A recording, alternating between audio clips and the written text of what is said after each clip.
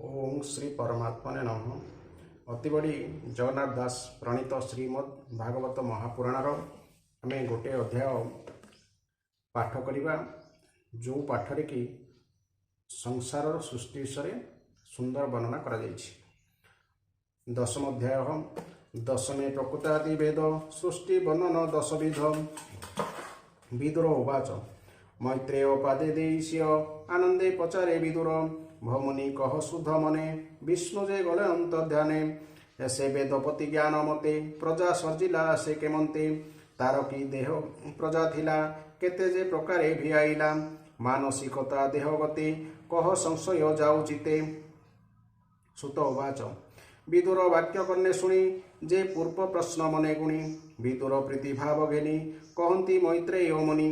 मैत्रेय उवाच शुण विदुर एक चिते जगत सर्जिला जेमंते गोविंद वाक्य वेदपति तप साधने कलामती शतवर्ष देवमती तप साधिला दृढ़चिते आत्मारे आत्मा लीन करी गोविंद वचन सुमरी देखई नयन निश्चले उर्मी संकुल महाजले पवन जोगे अति खर स्वभावे दिशे भयंकर पद्म सहिते जलकंपे उर्मी संकुल अतिरेके कालर बळे कंपमान देखी उसत ब्रह्मामन तक्षणे तप विद्या बळे सुस्थिर विज्ञान निश्चले वायु सहिते जलराशि से ब्रह्मा जोग बळे ग्रासी प्रलय जल जहु गला निश्चले पद्म विकासिला से पद्मे बसी वेदवर मनरे करई विचार पूर्वे कमल गर्भगते जंतु ए पशिछंती जेते ताहांकु करिबी प्रकाश से जेणु स्वकर्मे प्रवेश एको अनेक रूप चिंते स्वकर्म बळे नाना मते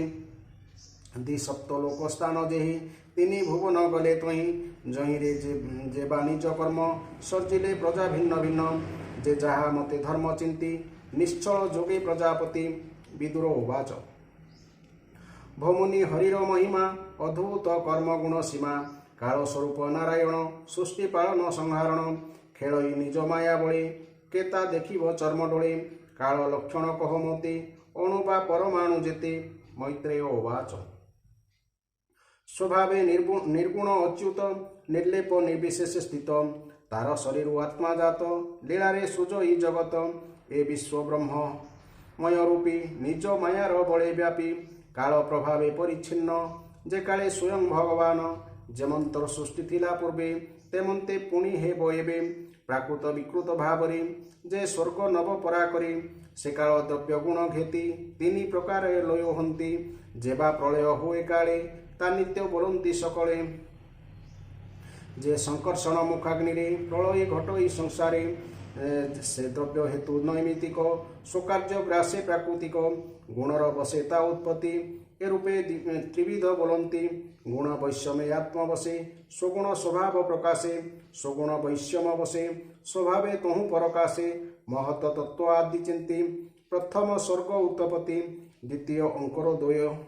जे द्रव्य ज्ञान क्रियाश्रय तृतीय भूत सर्ग होए से मात्रा दिव्य शक्ति बहे चतुर्थे इंद्रियंक जन्म जे ज्ञान क्रियात्मक नाम इंद्रिय रक्षक देवगण आवर पंचमरे मन षष्ठरे तामस जे होए अविद्या महाशक्ति बहे ए षट प्रकृति गोचर विकृति शुण हे विदुर ए सृष्टिजात रजगुणे हरिर लीला ए प्रमाणे स्थावर सृजन सप्तम अन्यान्य सृष्टि मुख्यतम एवं मुख्य सर्ग कही स्थावर षडविध हुई वनस्पति लता औषधि विरुद्ध द्रुम वेणु आदि यांक नाम ऊर्ध्वस्रोत अंतरे स्पर्श ज्ञान मात्र अष्टम स्वर्गे पशुगण से अष्टविंश परमाण अज्ञानी तम गुणे थांती केवल घ्राणे से जानती गोरु महिष छागतिनी शुकर कृष्ण जे हरिणी गवय मेष उष्ण तिनी ए रूपे नव परिमाणी यांक पादे बेनी खुर